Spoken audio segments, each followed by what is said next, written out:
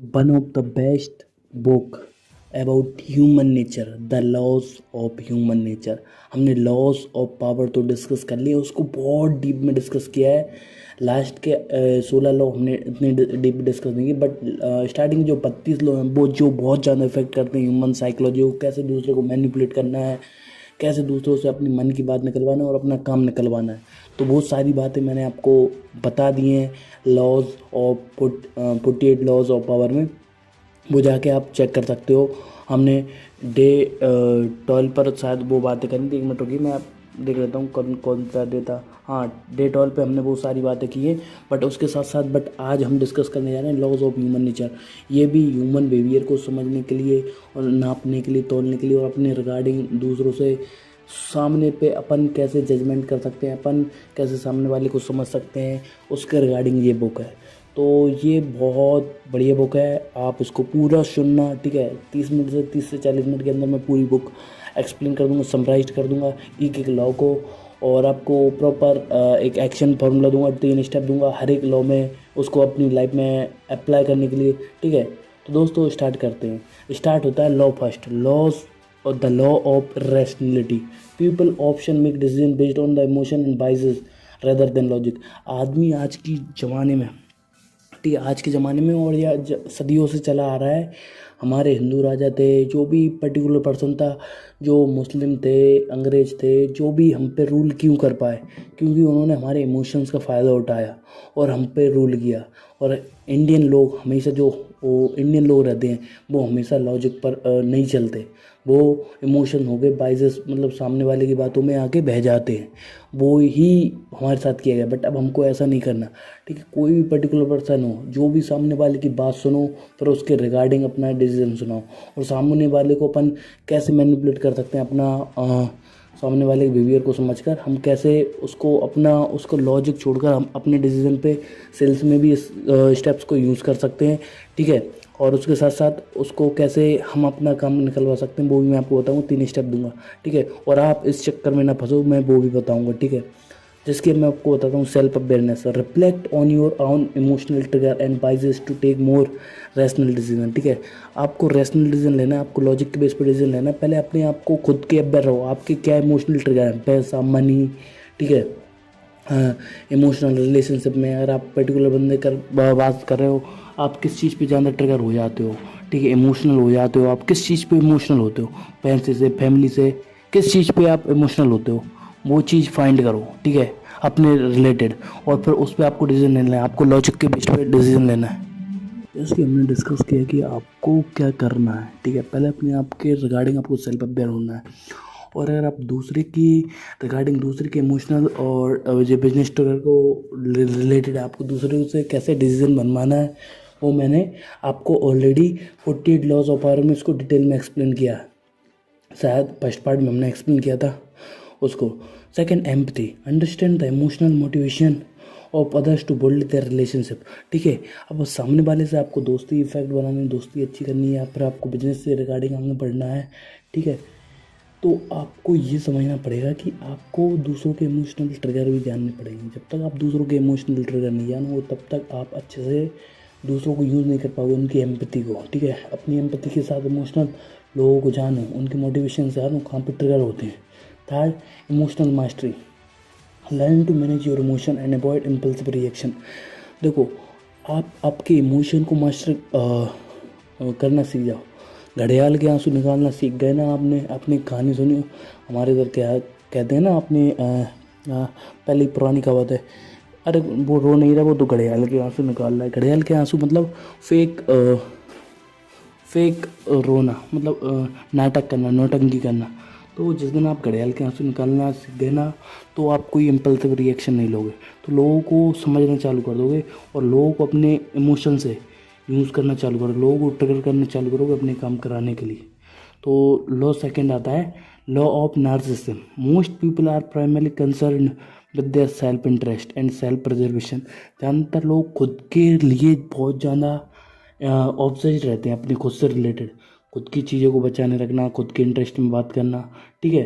तो उससे कैसे हम यूज़ कर सकते हैं? फर्स्ट स्टेप है मिरर एंड वैलिडेट। पहले वैलिडेट करो, acknowledge and validate the narcissist, tendency in order to build rapport. हाँ, तो जैसे कि मैंने आपको बोला कि आपको पहले समझना पड़ेगा दूसरे लोगों को क्या वैलिडेट करता है, मतलब क्या किस तरीके से रिलेटेड लोग इमोशनल होते हैं, ठीक है। मैंने आपको बताया उनका सेल्फ इंटरेस्ट क्या है, उनका प्रिजर्वेशन क्या है, वो किस चीज़ के रिगार्डिंग बचाना चाहते हैं और उसको बढ़ाना चाहते हैं, तो उसको आपको फाइंड करना पड़ेगा, ठीक है। तो सेकंड चीज़ है सेल्फलेसनेस। अगर सामने वाले से काम करना है, काम करवाना है, या फिर कोई भी प्रैक्टिकल डील साइन करनी है, तो उसके रिगार्डिंग आपको acts of genuine selflessness to inspire reciprocity, ठीक है। अरे तो मैं अब उसको बात शब्द को छोड़ो, मैं आपको बताता हूँ करना क्या अपन को। सेल्फलेसनेस कि हमको बिल्कुल जेन्युइन दिखना है, भले ही हमारा सेल्फ इंटरेस्ट हो उस चीज़ में, भले ही हम दूसरे को जो काम करवा रहे हैं उसमें हमारा फ़ायदा हो, बट फिर भी हमको जेन्युइन दिखना है कि हम सामने वाले का फ़ायदा करा रहे हैं, ठीक है। चाहे आप सेल कर रहे हो, चाहे बिजनेस में हो, चाहे जॉब कर रहे हो, चाहे इंटरव्यू देने जा रहे हो, कहीं पे भी अगर आप ये शो करोगे कि आप खुद का भला करने के लिए बैठे हो, तो वहाँ पे उतना फ़ायदा नहीं होगा, ठीक है। अगर आप सेल्फलेसनेस शो करते हो ना, तो आप अपना काम कर पाओगे, ठीक है। Appeal to self interest of the particular person, ठीक है, थर्ड स्टेप है। When persuading other align your message with the self interest. अब सामने में देखो, अगर आप कोई भी चीज़ कर रहे हो, कोई भी डील रख रहे हो या सेल कर रहे हो, तो उनको बताओ कि आपके साथ काम करने से उनके इंटरेस्ट का क्या फ़ायदा बना, जो के पास क्या फ़ायदा होने वाला है सामने वाले बंदे का। तो ये आप कर पाना तो ऑटोमेटिकली आप कर पाओगे बहुत अच्छे से, ठीक है। सामने वाले के इंटरेस्ट को अपील करो, ठीक है। ये काम बहुत इंपॉर्टेंट है, इसको करना है आपको, ठीक है। Law third, the law of role playing. People often bear mask and play roles to fit in the social situation, ठीक है। ज़्यादातर लोग हमेशा मास्क पहने रहते हैं, जो होते नहीं हैं वो दिखते हैं और जो दिखते हैं वो होते नहीं हैं। इस बात को समझना पड़ेगा और इस चीज़ को आपको भी मास्टर करना होगा, ठीक है। अगर लोगों को ह्यूमन नेचर से रिलेटेड आपको अगर जानना है तो किस तरीके के लोग हैं, तो मैं आपको बताता हूँ। ऑब्जर्व क्लोजली, सामने वाला किस तरीके की अटेंशन करता है। People action, they pay attention to people action and body language to discern the true intention. सामने वाला किस तरीके से सोचता है, उसकी बॉडी लैंग्वेज, उसकी वे ऑफ बिहेवियर में किस तरीके से बात कर रहा है और किस तरीके के एक्शन कर रहा है, इन चीज़ों पे आप अगर ध्यान दोगे, ट्रू इंटेंशन सामने वाले के, तो उसके बारे में जानना चाहोगे कि बंदा जो है वो ही है या फिर जो दिख रहा है वो है नहीं और जो है वो दिख नहीं रहा, तो उसको आप आराम से जान पाओगे। Second, adaptability. Be adaptable and learn to adopt different roles when needed. देखो, अगर आप कोई पर्टिकुलर सिचुएशन में हो, ठीक है, मैं आपको सेल्स का एक बहुत बड़ा मंत्र देता हूँ, ठीक है। तो अगर कोई पर्टिकुलर बंदा, अगर आप कॉल पे सेल कर रहे हो ना, जिसकी कोई बिहार का है, ठीक है, ठीक है, तो आप क्या कह सकते हो, हाँ अब सामने वाला बिहार का बताया, वहीं से पढ़ाई की, उसने पटना में रहता है, तो आप क्या कर सकते हो, अगर आप कॉल पे सेल कर रहे हो, अरे मैं भी बिहार में रहता था, पर्टिकुलर अगर आपको बिहार की थोड़ी बहुत जानकारी है, पटना में मैं बहुत सारी यूनिवर्सिटी में पढ़ता था, और वहाँ नहीं पढ़ता था, तो आप ये बोल सकते हो कि मेरा दोस्त वहाँ से था, मेरे साथ रहता था मुंबई में, तो उस तरीके से आप बिहेव कर सकते हो। तो ये आपको एडेप्टेबल करना है। देखो, अगर कोई पंजाब से निकला तो पंजाब से थोड़ी बहुत उससे पंजाबी में बात कर ली और दोस्त के बारे में बता दिया, जिसकी अगर आप रह सकते हो और आपको पंजाबी आती तो वेल एंड गुड। अगर कोई बुंदेलखंड से है, बुंदेलखंड ग्वालियर साइड से, तो उसको उस तरीके से डील कर सकते हो। तो ये एडेप्टेबिलिटी अपन को लानी पड़ेगी आपकी कम्युनिकेशन में और आपकी बॉडी लैंग्वेज में, ठीक है। अगर पर्टिकुलर प्रोफेशनल बंदे से आप डायरेक्ट ऑफलाइन मीटिंग कर रहे हो, तो ये ध्यान रखना होगा, बॉडी लैंग्वेज और आपकी बोली में लाना पड़ेगा। और अगर ऑनलाइन कर रहे हो तो ऑनलाइन तो सिर्फ बातों को ही घुमाना है, ठीक है। Third, authenticity. Strive for authenticity in your interaction and encourage others to do the same, ठीक है। अब आप जेन्युइन दिख रहे हो, ठीक है, और ऑथेंटिक लगना चाहिए कि आप वैसे नहीं बात कर रहे हो, कैसे कि आप फेक बात नहीं कर रहे हो, आपको लगना चाहिए कि प्रॉपर ऑथेंटिक, आपसे अच्छा बंदा, आपसे मतलब विश्वसनीय बंदा उसने नहीं देखा है, ठीक है। तो ऑथेंसिटी आपके व्यवहार में होना चाहिए और सामने वाले को भी अप्रोच करो कि वो खुल के आए, ठीक है। तो उस तरीके से बातें आपकी क्लियर होंगी, ठीक है। Law 4, the law of compulsive behaviour. इस लॉ को समझने के लिए बहुत डिटेल में जाना पड़ेगा। Human are determined by unconscious desire and compulsion, often irrational, ठीक है। ज़्यादातर लोग रहते हैं ना, उनके डिज़ायर रहते हैं, उनकी इच्छा रहती है, उनके सपने रहते हैं, उनके गोल्स रहते हैं, और कंपल्सन उनको करना है, उससे ज़्यादा ड्राइव रहते हैं, ठीक है। अब उसका अपन कैसे यूज़ कर सकते हैं, 3 स्टेप बताता हूँ मैं आपको। जैसे कि मैंने फर्स्ट स्टेप हमने बताई थी द लॉ ऑफ रैशनैलिटी में, ठीक है। तो मैंने आपको बताया था लॉ ऑफ रैशनैलिटी में मैंने आपको बताया था, ठीक है। तो अब वही सेल्फ अवेयर रहना है हमको। Identify your own compulsion and work on controlling दम। अपने खुद के कंपल्सन क्या है उनको वो फाइंड करो, ठीक है। एक बार आपके अपनी कंपल्सन फाइंड हो जाएंगे और उनको कंट्रोल करना सीखो। Second, observe pattern, recognise compulsive behaviour in others to predict their and influence their action, ठीक है। अब आपको दूसरे के सामने वाले कंपल्सिव बिहेवियर को जानना है। एक बार सामने वाले के कंपल्सिव बिहेवियर को आप जानेंगे तो आप प्रिडिक्ट कर पाओगे सामने वाला बंदा क्या बोलने वाला है या पर क्या करने वाला है। तो ये आपको जानना पड़ेगा कंपल्सिव बिहेवियर के बारे में। Third, redirect desire, guide compulsive behaviour toward productive और पॉजिटिव आउटकम। अब जिस तरीके से आपको अगर कोई नेगेटिव आउटकम चाहिए, अगर सामने वाले को किसी बंदे से बढ़ाना है या फिर किसी को नेगेटिवली इन्फ्लुएंस करना है तो आप उसको कर सकते हो। और पॉजिटिव में इन्फ्लुएंस करना है, अपनी डील को निकालना है, अपने काम को सामने वाले से निकालना है, तो उसको उस वे में उसके जो कंपल्सिव बिहेवियर है उसको उस वे में ले जा सकते हो, ठीक है। Fifth law, the law of courteousness, ठीक है। People desire what they can't have और व्हाट अदर हैव, ठीक है। लोग हमेशा वो चाहते हैं जो उनके पास नहीं है और जो दूसरे के पास है, दूसरे लोगों के पास है। तो हम इसको कैसे यूज़ कर सकते हैं, ठीक है। फर्स्ट, अपील टू डिज़ायर, लोगों के सामने वाले के डिज़ायर क्या है, इच्छाएं क्या है, ऑरा क्या है, ठीक है। तो वो चीज़ क्लियर करो। Create an aura of exclusivity और reality to make something more desirable. अब अपने आप को आपको उस तरीके से एक्सक्लूसिव बनाना है, आपके वे ऑफ लिविंग में, आपके वे ऑफ कम्युनिकेशन में, आपके वे ऑफ टॉकिंग में आपको इतना इन्फ्लुएंसर बताना है कि सामने वाला आपसे दोस्ती करना चाहे। आप सामने वाले का बिहेवियर से आप इफेक्ट हुए बट ठीक है, ठीक, बट अपने ऑरा को उतना का एक्सक्लूसिव बना देना कि सामने वाला आपसे बात करने के लिए अच्छा रहे, आपका दोस्त बनने में उसको फ़ायदा देखे, चाहे गर्ल हो चाहे बॉय हो। तो उस तरीके से करना है, ठीक है। सेकंड, स्कैरसिटी प्रिंसिपल, ठीक है। हमेशा अपने स्कैरसिटी प्रिंसिपल के बारे में बता दूँ, use the scarcity principle to influence further limiting ability, ठीक है। आप हमेशा उस तरीके से लोगों के पास अवेलेबल नहीं रहो, ठीक है। स्कैरसिटी, जो जितनी चीज़ कम होती है उसकी वैल्यू उतनी जानना होती है, ठीक है। तो इस प्रिंसिपल को आप यूज़ कर सकते हो आपके रिलेशनशिप में। अगर आप कोई किसी बंदे को डेट करना चाहते हो या किसी बंदे को जिसको भी डेट करना चाहते हो उसके लिए ये यूज़ कर सकते हो। आप हमेशा अगर सामने वाले बंदे के पास अवेलेबल रहोगे, व्हाट्सअप पे, चैट, इंस्टाग्राम पे, हर जगह अगर आप अवेलेबल रहोगे तो आपकी वैल्यू बढ़ जाएगी, ठीक है। स्टार्टिंग में आपको देना है सामने वाले को वैल्यू टाइम, पर उसके बाद नहीं देना। लिमिटेड जितना लिमिटेड टाइम दोगे उतनी आपकी वैल्यू बढ़ेगी, ठीक है। जितना आप लिमिटेड ऑफलाइन कॉन्टैक्ट करोगे, स्टार्टिंग में 4-5 मिलिए, पर उसके बाद लिमिटेड, हफ्ते में एक बार ठीक है।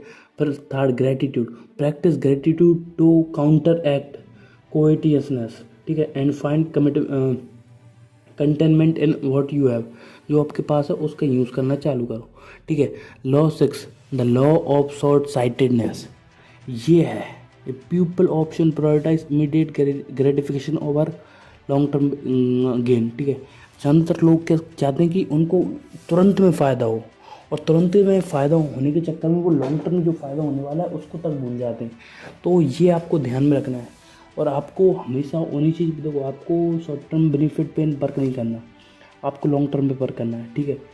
और मोस्ट ऑफ द पीपल जो रहते हैं ना वो क्या करते हैं कि शॉर्ट टर्म बेनिफिट के चक्कर में लॉन्ग टर्म प्रॉफिट गोल छोड़ देते हैं, ठीक है। शायद same with investment, same with people, same with sales और सेम विद बिजनेसेस, ठीक है। ऐसा क्यों होता है? हमेशा लोग सोचते हैं एक साथ में कम समय में ज़्यादा रुपये कमाना चाहते हैं, कोई भी ऐसा नहीं चाहता कि वो देर से रुपये कमाए, ठीक है।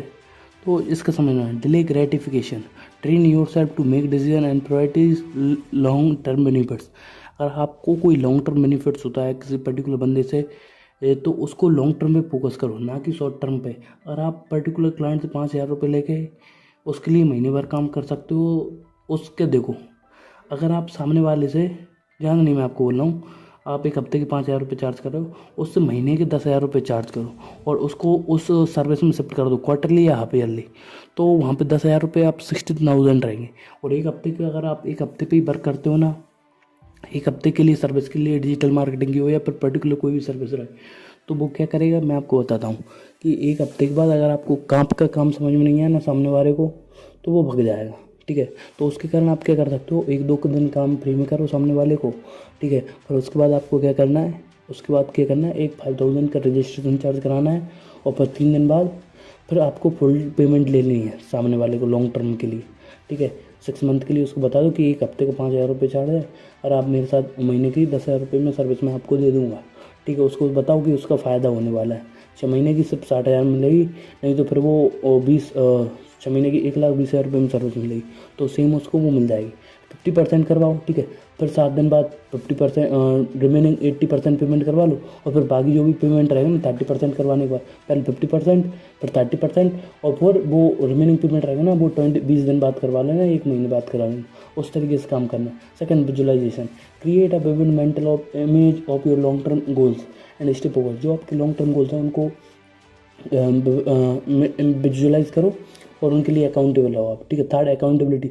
Share goals with someone who can hold you accountable, ठीक है। अगर आपकी बीवी है, आपका दोस्त है, आपकी गर्लफ्रेंड है, आपका प्रॉपर कोई पर्टिकुलर दोस्त है जो आपको अकाउंटेबल ठहरा कर सकता है काम के लिए और आपका काम नहीं हो रहा, तो उसको अकाउंटेबल बनाओ, अकाउंटेबल पार्टनर। और जब तक अकाउंटेबल होगी तो चीज़ें ऑटोमेटिकली बढ़िया रहेंगी। और ज़्यादातर शॉर्ट साइटेडनेस का शिकार रहते हैं ज़्यादातर लोग। Law 7, law of defensiveness. People tend to defensive and resistant to change और क्रिटिसिज्म। लोग अगर कोई उनकी बुराई करता है या फिर कोई बदलाव लाना चाहते हैं, कोई चेंज करना चाहते हैं, उसके रूटीन में जिम जाना हो, कोई भी पर्टिकुलर चीज़, डेली एक्सरसाइज करना हो, मेडिटेशन हो, बुक पढ़ना हो, तो लोग कोई भी नया बदलाव आता है ना तो उससे डिफेंड करते हैं, अरे नहीं करना, बाद में कर लेंगे, कल कर लेंगे, कल कर लेंगे, कल कर लेंगे, तो उस तरीके से रहता है, ठीक है। फर्स्ट, इसको हम कैसे हटा सकते हैं? नॉन थ्रेटनिंग कम्युनिकेशन, ठीक है। Approach others with non threatening and constructive feedback, ठीक है। अब सामने वाले से आपको बात करना है, ठीक है। उसको प्रॉपर आपको सर्विस सेल करनी हो या फिर जिम की मेंबरशिप सेल करनी हो या कुछ भी करना हो, ठीक है, तो उसको एक फीडबैक, प्रॉपर कंस्ट्रक्टिव फीडबैक, वो सामने वाला किस तरीके से अपनी करंट पोजीशन है, उससे जो डिज़ायर्ड पोजीशन है उस पर कैसे पहुंच सकता है, ए पॉइंट से लेकर बी पॉइंट तक वो कैसे पहुंच सकता है, उसको कंस्ट्रक्टिव फीडबैक में आप कर सकते हो। Second, active listening. Listen actively and empathetically to defuse defensiveness. सामने वाले की बात सुनो, सामने वाले की जो एक्सक्यूज दे रहा है ना उसको प्रॉपर सुनो, फिर उसके बाद उसको अपना बात समझाओ। Third, build trust. Establish trust and rapport, reduce defensiveness in other.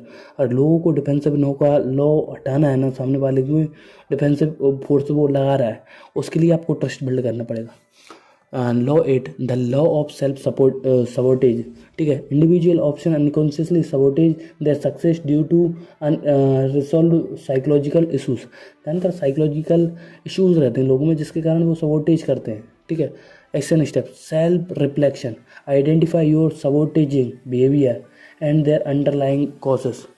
समझ रहे हो ना, मैं आपको 1 मिनट समझाता हूँ। चीज़ों को बिगड़ने से आपको बताना है, सबोटेज मतलब बिगड़ना, ठीक है। तो एक बार बिगड़ने की चीज़ों को साइकोलॉजिकल इशू रहते हैं उनको कैसे दूर कर सकते हैं, काम को बिगड़ने से कैसे बचा सकते हैं, ठीक है। First, self reflection. Identify your sabotaging behaviour and their underlying behaviour. सामने वाले का क्या बिहेवियर है वो उसको आगे बढ़ने से रोक रहा है, और आपका क्या काम है, जो आपका जो बिहेवियर है जो काम को बिगाड़ रहा है उसको फाइंड करो। सीख थेरेपी एंड काउंसलिंग। अगर आपको पॉसिबल है, अगर किसी से थेरेपी ले सकते हो ठीक है, काउंसलिंग ले सकते हो तो प्रॉपर ठीक है। अगर आप वो चीज़ें नहीं कर पा रहे हो आप मुझसे कांटेक्ट कर सकते हो, प्रॉपर मैं आपको गाइड कर सकता हूँ उस चीज़ में, ठीक है। और अगर आप थेरेपी नहीं ले सकते तो प्रॉपर जो भी आपको प्रॉब्लम आ रही है यूट्यूब पे डालो। Address unresolved issues to seek professional help if needed. अगर आपको लगता है कोई थेरेपी चाहिए आपको तो प्रॉपर करो। Third, support system. Surround yourself with a supportive network to counter self sabotage. काम बिगड़ रहा है ना, सेल्फ सपोर्टेज को, खुद का काम बिगड़ रहा है उसको, उसके लिए सपोर्ट सिस्टम बनाओ, ठीक है। Next, the law of repression. People repress painful memories and emotion leading their inner conflict and negative behaviour, ठीक है। जब आदमी बर्बाद क्यों होता है? आदमी बर्बाद जब होता है जब वो पुरानी मेमोरीज, मेरे साथ ऐसा नहीं हुआ, ऐसा हो सकता था, ऐसा क्यों हुआ, अरे 17 चीज़ें इमोशनल हो जाता है और वो नेगेटिव बिहेवियर के लिए ले जाता है, और जिसके कारण वो आदमी का डाउनफॉल स्टार्ट हो जाता है। जो लॉ ऑफ रिप्रेशन है जिसको हम कैसे डिनाई कर सकते हैं, इसको कैसे पीछे छोड़ सकते हैं, ठीक है। उसके पीछे इसके लिए 3 स्टेप में, self reflection and introspection, confront and entrance and represent emotion.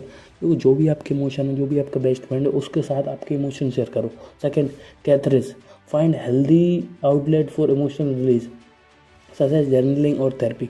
आप प्रॉपर थेरेपी ले सकते हो या फिर डायरी राइटिंग कर सकते हो, ठीक है। Third, forgiveness. छोड़ दो जो पास्ट में हुआ, जिसने आपके साथ गलत किया या जो हो चुका है उसको छोड़ो, अगर आपको कोई रिवेंज लेना है उस टाइप का अलग प्लान बनाओ, उसको ले सकते हो। बट अगर आप छोड़ सकते हो, कोई ज़्यादा बुरी चीज़ नहीं हुई है, तो आप आगे चल के आपकी सफलता उसको ऑटोमेटिकली रिवेंज ले लेगी जो आप हासिल करोगे। Practice forgiveness both for others and your self, अपने आप के लिए, टू हील मूव फॉरवर्ड, आगे बढ़ने के लिए ये आपको करना पड़ेगा। ठीक है, आगे बढ़ते हैं। The law 10, the law of envy and fickleness. ठीक है, एनवी मतलब जलन दूसरों से होती है। ठीक है, the people can be envious and fickle, often negatively to other success. अगर सामने वाला सफलता हासिल कर रहा है ना, तो ह्यूमन नेचर में होता है कि, और आप देखो, अगर आपने कोई सफलता हासिल की, आपका पड़ोसी है ना, उसके साथ ऐसा क्यों हो रहा है, जो फलान ढिकाना, और हमारे साथ, अगर हमारे साथ काम करने वाला दोस्त रहता है ना, वो आगे बढ़ जाता है ना, तो उसको, हमको भी फील आने लगता है इसने कर ली, मैंने नहीं किया। ठीक है, हर आदमी चाहता है कि उसका दोस्त सफल हो, उसके फैमिली वाले सफल हो, हर एक बंदा सफल हो, बट कोई भी ये नहीं चाहता कि उससे ज़्यादा सफल हो। समझ रहे हो ना? अगर आपका कोई भी दोस्त हो, ठीक है, आपने स्टूडेंट में देखा होगा, आपका कोई दोस्त हो जो 80-90% लाता हो, ठीक है, और दूसरा दोस्त हो वो 40-50% आ रहा हो, वो दोस्त चाहता है कि वो दोस्त 50 से 60-70% ले आए, बट उससे ज़्यादा लाया ना, तो फिर उसको दिक्कत होने लगती, तो इनडायरेक्टली वो करने लगता है उसको, मतलब और दूसरे वे में गाइड करने लगता है, इनडायरेक्ट वे में, जहाँ से उसका फ़ायदा ना हो। ठीक है, आगे बढ़ते हैं। Maintain humility. अब दूसरी चीज जलन का कारण क्या रहती है, उसको कैसे हटाएं, दूसरों से जलन होती है।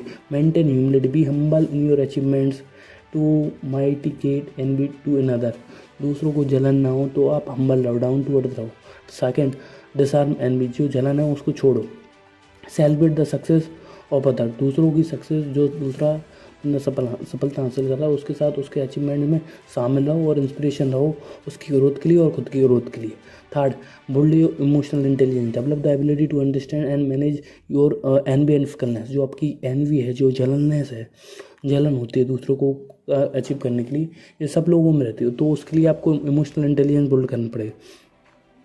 Next law, the law 11, the law of grandiosity, मतलब शानदार भव्यता का लॉ, जिसको कैसे तरीके से कर सकते हैं अपन। ठीक है, people often harbour grandiosity and realistic self perception, अब खुद का जो भव्य शानदार सेल्फ रियलाइजेशन है ना, वो अलग तरीके से ले लेते हैं। ठीक है, इसको हम रियलिस्टिक और सेल्फ असेसमेंट कैसे कर सकते हैं, मैं आपको बताऊँ। First step, realistic and self assessment, cultivate a realistic self perception and self awareness. देखो, अपने आप को ओवर कॉन्फिडेंट पे ओवर एक्सपेक्ट नहीं करना, ओवर ज़्यादा आपको अपने आप को स्मार्ट नहीं समझना, जो हो ग्राउंड लेवल पे हो, जो रियलिटी है उसको कल्टिवेट करो, समझो, जानो, जो खुद का सेल्फ परसेप्शन है उसको बनाओ।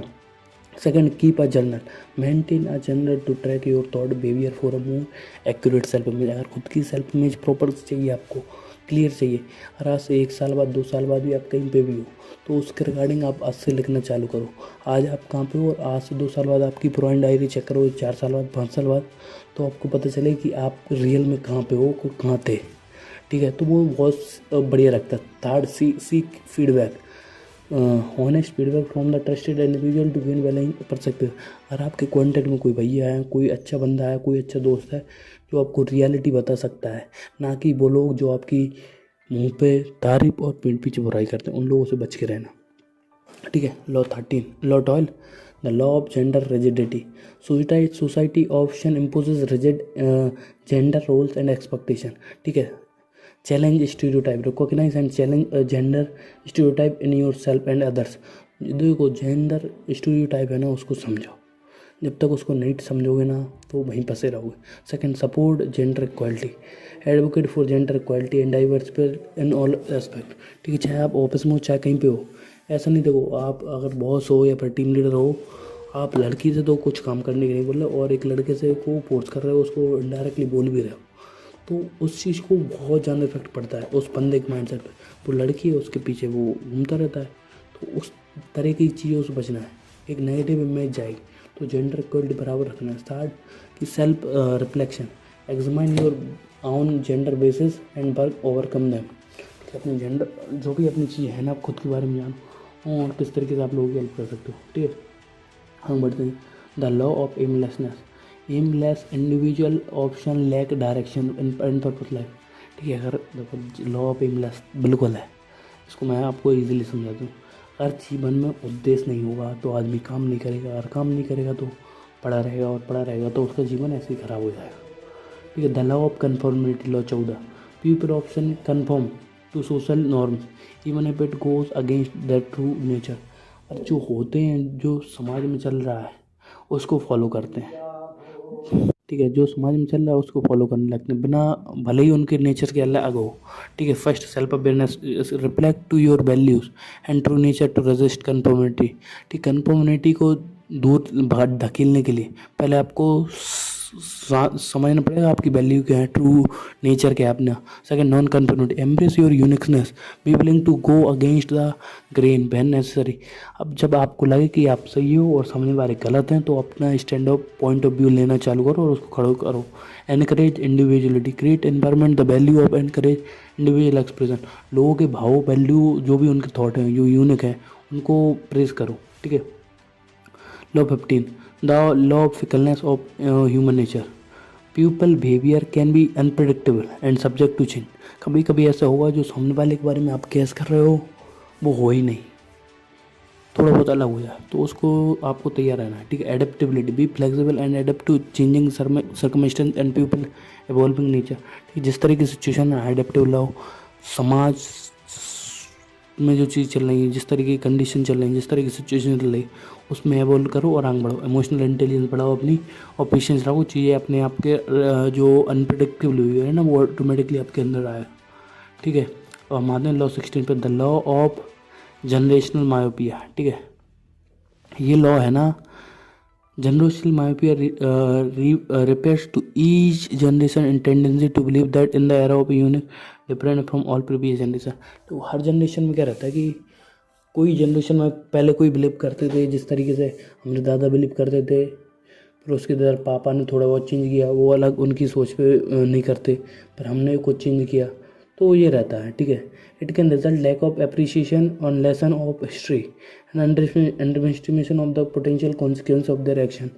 Green encourage individual to recognise this myopia and strive to the broader patterns of in history by understanding the human nature and behavior patterns persist of our generation. One can make more informed decision, avoid repeating mistakes।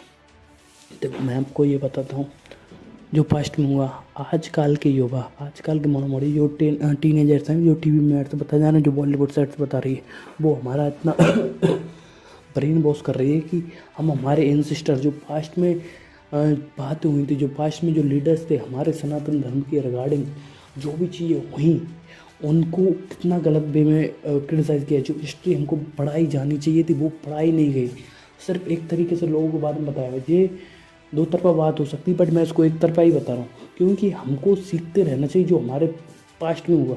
ठीक है। ये लोग बहुत शानदार है। ठीक है। अगर हमको ही पता नहीं रहा जो हमारे पूर्वजों ने गलती की, अगर हम वो सेम गलती रिपीट करेंगे तो इससे हमारा भी नुकसान होगा और बहुत बड़ा नुकसान होगा। तो इस बात को समझो कि जो पास्ट में मिस्टेक हुई, जो पास्ट में किया उसको छोड़ो और आगे बढ़ो। ठीक है। The law of death denial. ठीक है। This law express the human tendency to avoid thinking about death, acknowledging its inability.